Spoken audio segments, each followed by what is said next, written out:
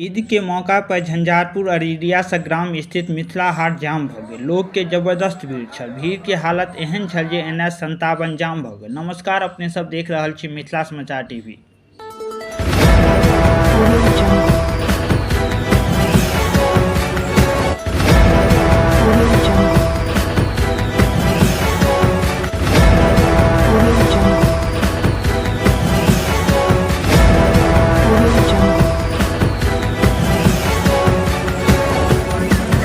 के मौका पर अररिया संग्राम स्थित मिथिला हाट में जबरदस्त भीड़ छल। भीड़ एतेक छल जे NH57 जाम भ गेल। अररिया संग्राम बाजार आ अगल बगल के मोहल्ला गली सेहो जाम भ गेल।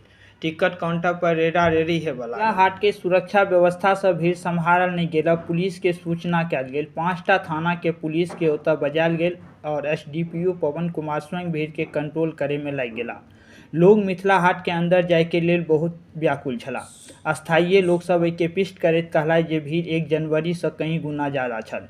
पुलिस के साथ अस्थायी लोग सब भीड़ के नियंत्रण करे में सहयोग करऽ लगला।